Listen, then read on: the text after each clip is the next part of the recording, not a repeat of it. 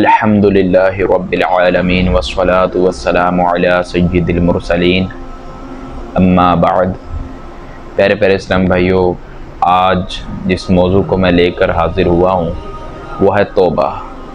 توبہ اللہ کریم کی اپنے بندے پر بہت عظیم نعمت ہے، اس کی رحمت ہے۔ مالک لم یزل قرآن مجید میں فرماتا ہے ان اللہ یحب التوابین، فرمایا بے شک اللہ توبہ کرنے والوں سے محبت فرماتا ہے۔ اور ایک اور مقام پر فرماتا ہے یا ایھا الذین آمنوا توبوا الی اللہ توبۃ نصوحا، فرمایا اے ایمان والو اللہ کی طرف توبہ کرو۔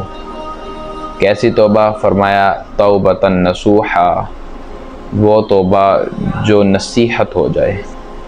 سیدنا فاروق اعظم رضی اللہ تعالی عنہ اور بعض صحابہ علیہم رضوان وہ فرماتے تھے کہ توبۃ نصوحا سے مراد وہ توبہ جیسے بھینس کے تھن میں سے دودھ نکلنے کے بعد تھن کے راستے واپس نہیں جاتا، بندہ ایسی ہی توبہ اللہ کی بارگاہ میں کرے کہ دوبارہ گناہ نہ کرے، یہ توبۃ نصوحا ہے۔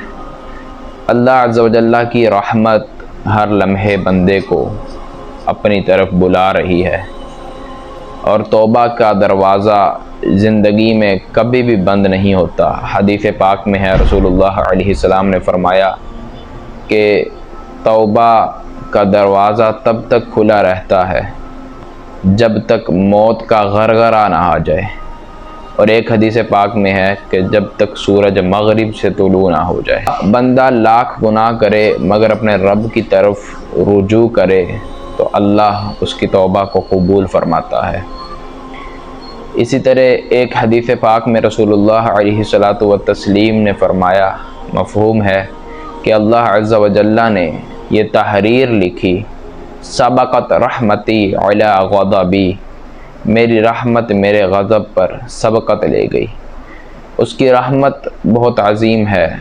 ایک مشکات شریف کی حدیث پاک کا مفہوم ہے، رسول اللہ علیہ السلام نے فرمایا کہ اگر بندے زمین پر صرف اللہ کی فرما برداری والے کام کریں، گناہ نہ کریں، تو اللہ عز و جل یہ دنیا کو تباہ کر دے اور پھر دوبارہ وہ لوگ لائے جو گناہ کرے اور پھر اس سے توبہ کرے۔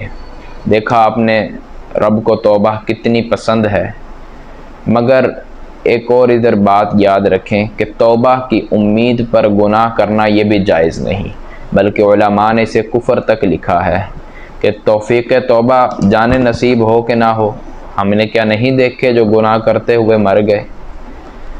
توبہ کرنے کا اصل طریقہ کیا ہے؟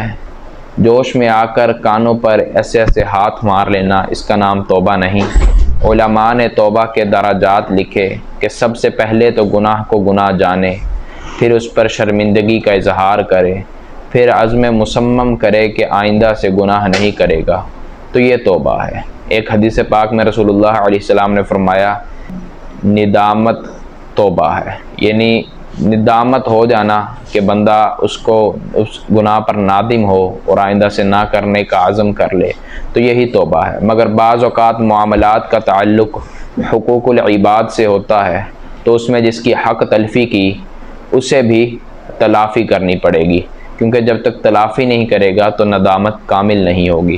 اسی طرح نمازیں قضا ہیں یا روزے قضا ہیں، اسی طرح اگر حج نہیں کیا، زکوٰۃ نہیں دی، تو وہ بھی ساتھ میں ادا کرنا پڑے گا۔